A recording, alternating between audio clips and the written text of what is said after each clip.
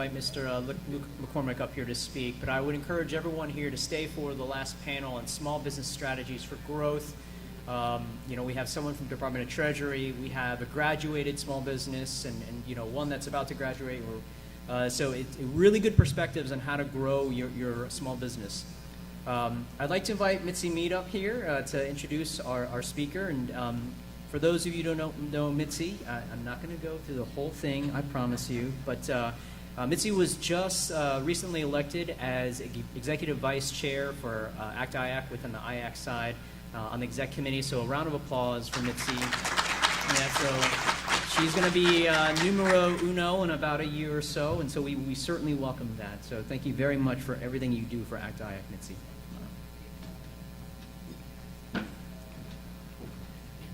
Good afternoon, everybody. I just wanted to briefly introduce Luke McCormack, and I want to say that Luke and his staff really kind of moved heaven and earth to be here today. He really wanted to be here for this, so I'm glad you guys are here. But of course, Luke is the CIO of DHS. He's been a long-term ACT-IAC supporter, as is DHS, and I'm just going to bring him up here and have him talk to you guys. We just really want to say thank him for all he's done to be here with us today. I know he's been a very busy day. He's got a short time frame.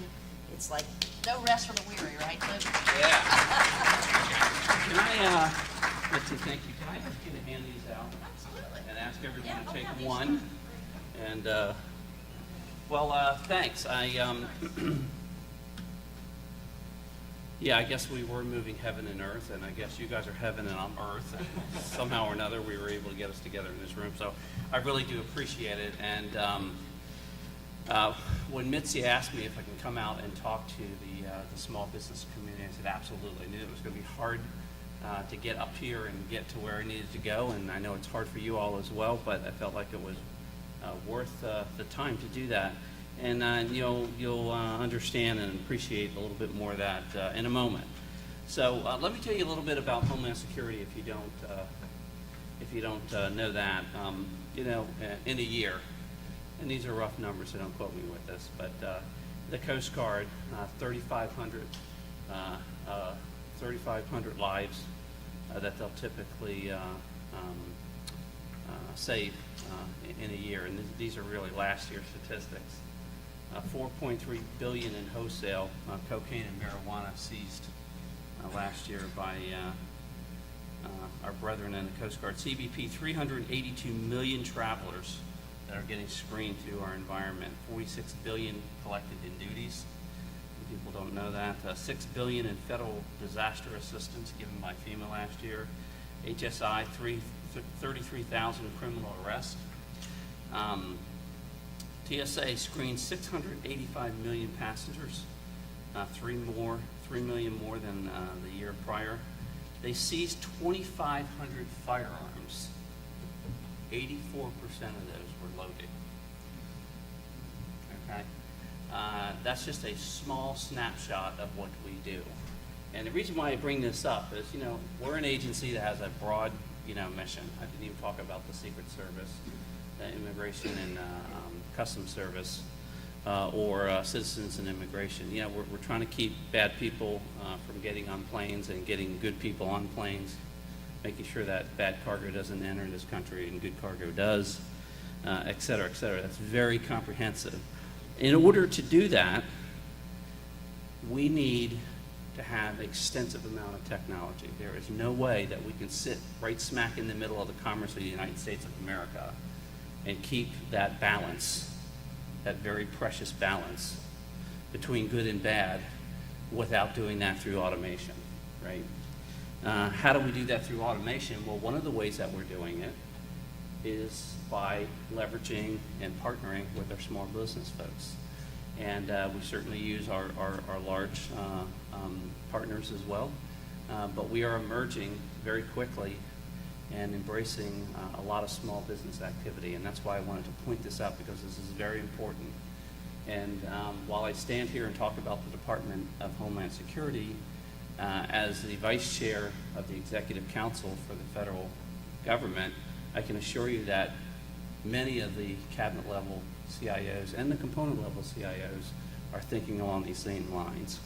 And what is that about? That is really about what we're calling the Digital Services Playbook. So I handed out these cards to you, and maybe I should get one too, because I don't have all this. Yeah, I don't have it memorized. And but the point there is that we are focusing a lot of our attention on building software to meet the needs of our mission operators, and that's critically important to us. And what I talk about there is what I'm talking about is purpose-built business systems to meet the needs of those operators. And those operators are working in real time, those operators are mobile, and those operators are doing very important things that are keeping this country safe, that is in your best interest and mine. So we have a joint personal interest here, right? Every one of our loved ones are getting on those transit systems, those aircraft, et cetera. You know, I could go on all day and talk about that. How many of you are familiar with our flash contract that we're recently engaged in?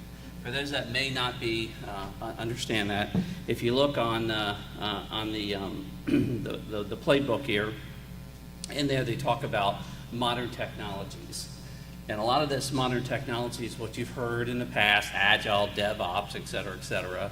And this is really about building purpose-built systems very quickly, using a lot of the cloud and other emerging technologies that are becoming readily available, that are at our fingertips, that we have discovered and learned through practice, through alpha and beta capabilities, where small businesses really thrive in this area. We had a industry conference just the other day. We had roughly around 300 or so participants, and we asked them a few questions before they showed up, because we wanted to talk to them pre-conference or pre-solicitation. About 70% of them said they'd be interested in priming. About 22% said they'd be interested in subbing. About 4% said either. We asked them what their superpower was. What is your special sauce? And they said, hey, 40% of them said, we do Agile. I said, oh, okay, that's interesting. Everyone does Agile. 13% of them said, we do code development. 4% said pipelines. 4% said, we do DevOps. 2% said, we do everything. 1%, one person said, we build quick and beautiful apps. I thought that was fantastic.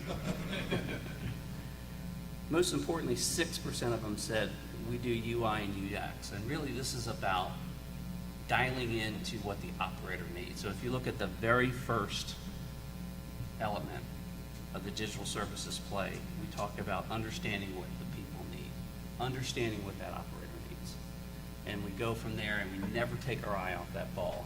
And what I have found personally in my own experience, and again, this is just, you know, my, is that that is something that small businesses, I think, really thrive in and do very well.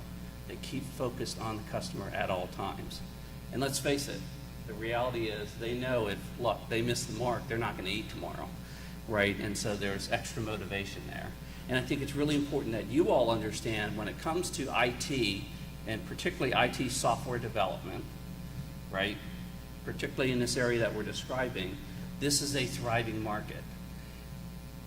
And more importantly, if you think about and you track what's going on with the IT Modernization Fund, this is the $3 billion activity that's out there that we've sort of estimated at sort of mass to say, look, we've got vulnerabilities across the board in these big, major business systems that run this country, right? I'm not just talking about DHS, I'm talking across the interagency at this point.